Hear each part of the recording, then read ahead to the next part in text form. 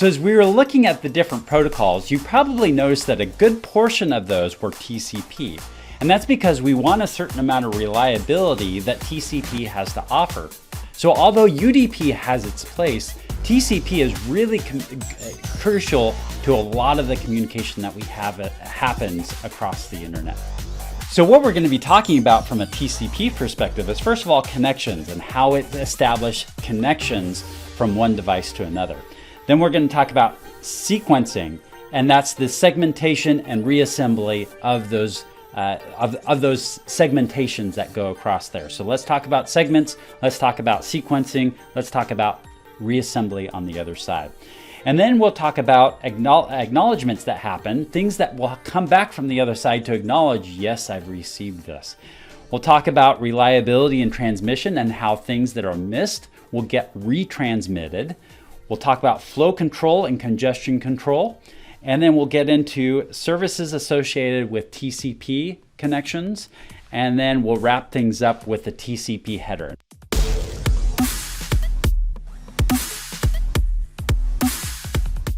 So one thing that's pretty cool about TCP is it establishes connections. So as this device right here, which is at 10.40.40.15, is establishing communication with 172.16.43, it establishes a connection between the two. And so this happens on layer 4, and it happens with TCP, where this device is establishing a connection with the server over here. And we know that session consists of a couple different sockets. The socket on this machine of, let's say it's trying to access the IP address 172.16.43.4:80, so it's accessing some sort of web page. And on this machine over here, it's going to come up with some ephemeral port on here, so 2151, let's say, is the port that it's establishing this connection on. And then this is what's used to figure out what IP address, or excuse me, what service it's going to access. So the IP address that that packet needs to go to, and the port or service that it needs to access. And this is going to establish what conversation this is. So the source socket is going to establish the IP address of where it's going, plus the conversation. So if that would mean if you have multiple browsers that are open to this same website, then it's going to track that by its source port and realize that the source port will be, for instance, different tabs that are open on that machine. So that's the connection. It's going to establish this connection and the parameters as it communicates back and forth.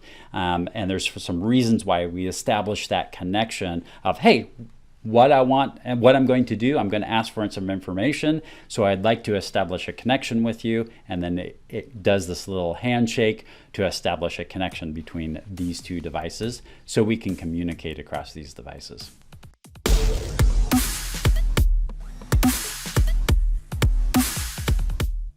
Okay, so then we have some sort of sequencing that happens. And this is crucial for segmentation and for the reassembly of it. And that is, we need to sequence our packets as we send them across. And we do this in layer 4. Layer 4 is what specifies the sequence number. So, as we said, is if we are downloading a 5 gigabyte file, we don't take up this full connection from one device to another just to download that 5 gigabytes. Taking up the connection where no one else can communicate and causing problems if there was ever any disruption in that, then we'd have to start that download all over again. So instead, we break this into smaller components or segments and send it across in smaller chunks. That gives opportunity for other devices to come in and do their communication at the same time.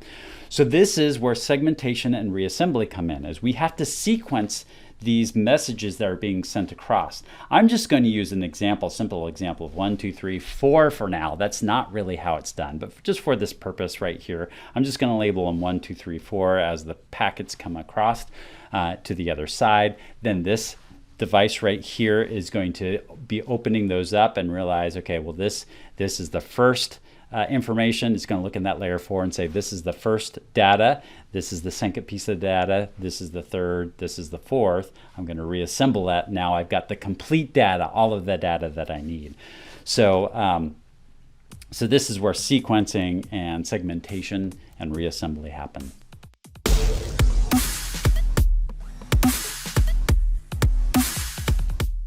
Now what happens with this is that there's some sort of acknowledgement. So as this data is coming over to this side, there's acknowledgement that happens, that this device sends back and says, this is the data that I've received so far. And so there's several purposes for this acknowledgement. It does some congestion control, it does some windowing, something called windowing. So we're going to talk about those aspects of this, but one crucial part to this is it leads into our reliability and retransmission of data if something is missing.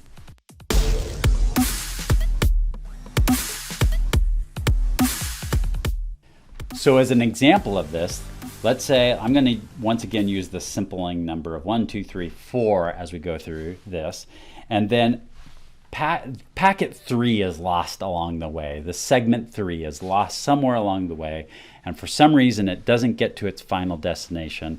And what happens is that this device then, this computer on the other side, will send an acknowledgement. And the acknowledgement is going to be of what it's expecting next. So in this example right here, once again, we'll get more into sequencing acknowledgement numbers of what they look like. But in this example right here, it's going to acknowledge what it's received by sending what is the next thing I'm expecting. So this acknowledgement right here is it's already received packet 1 and packet 2. So in this example right here, what is the next piece of data that it expects to receive? And that is packet 3. So the acknowledgement for this, in my scenario right here, would be I'm acknowledging the next packet that I'm expecting to receive is 3. And so what happens is that then this device sees the acknowledgement of level 3 and realizes that it didn't receive packet 3 and maybe packet 4 as well. And so then it will resend packet 3 and packet 4. So that way this device will get packet 3 and packet 4, in which case then it will send another acknowledgement after it receives those and say, okay, the next I'm expecting to receive is packet 5.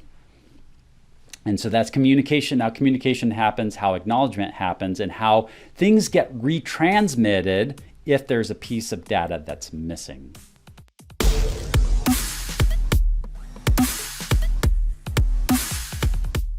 So one thing that can happen along this way, though, is that there could be a device that is slower than the rest of the devices, or this machine itself could only take on so much as it's communicating back and forth. So there needs to be a mechanism. If this device just keeps sending data and there's some sort of congestion that's along the way, or that device is not ready for the next set of data, what can happen is those points get overwhelmed and then they tend to break down in how they work. It's kind of like a traffic jam on the freeway, is that traffic can be running really smoothly, but then once it topples over and hits a certain point and more cars just end up getting onto the freeway, it just compounds the issue and causes a lot of issues. And so somehow we need to meter how much information is coming from one machine to the next. So as it experiences issues, it needs a way to compensate for that. Well, TCP does that. TCP has a mechanism to allow these devices to be able to do some windowing and be able to make some other adjustments.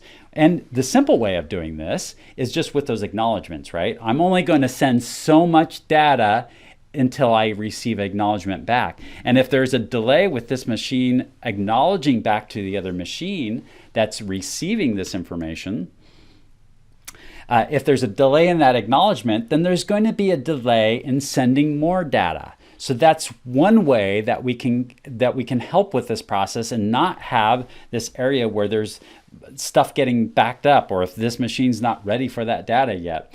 And so there's that. Just the acknowledgement alone is one of the solutions for this. But then there's also some things that we can do with the segment size and adjusting the segment size so that way as data is going over there, that size can vary depending on what that network is able to handle as it sends that across.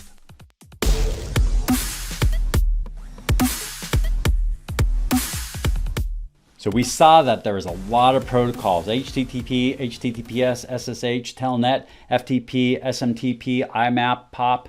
A lot of these different protocols will use TCP because generally, if we make a request, we want to see it through. We want to see it happen, right? We want to see when we request a web page, we want to get that. So that's why TCP is used for a lot of different things. But there are times when we're talking on the phone that if we were to get a few missing pieces here and there, that's not as important as making sure we get most of the conversations. And when we're talking about missing pieces, we're talking about really small pieces that is really going to go unnoticed when we're on a conversation. So UDP is used for some stuff. It has a specific reason, but really TCP is used for a lot of these protocols.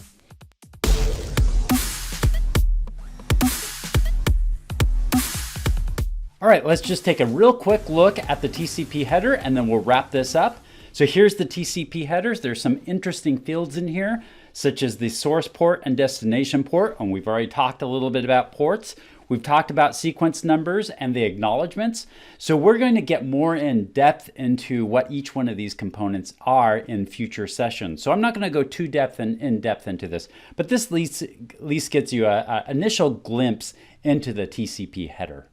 Okay, so there you have it, the TCP header, and we talked about several other components to the TCP. It really fulfills a lot of its duties in pretty amazing ways. Like, it's pretty fascinating in which these sequence numbers and acknowledgement numbers happen back and forth. So this was a brief overview of TCP, and in the following modules, we'll actually get more into the details of how it does that and what that looks like. So we talked about connections and what that TCP establishes those connections. It also segments that data and has some sort of sequence to that data so it can reassemble it on the other side. There's some acknowledgments that happen along the way that allows for us to do some traffic flow, control some of the flow of the traffic, and control some congestion aspects to it. So we also talked about sequencing from a reliability and a retransmission standpoint, that the acknowledgements will help facilitate retransmitting data if that's what needs to happen. We also talked about services associated with TCP and how TCP works. And then finally, we wrapped it up with the TCP header and what the TCP header looks like. So a lot of amazing things that are happening within this TCP header involved here. So this is pretty cool of how it all comes together. And we're going to go a little more in depth into that sequencing number and the flow control and the connections and how that all works. Thanks for watching my videos. If you like them, could you hit that like button? Because it really helps me out.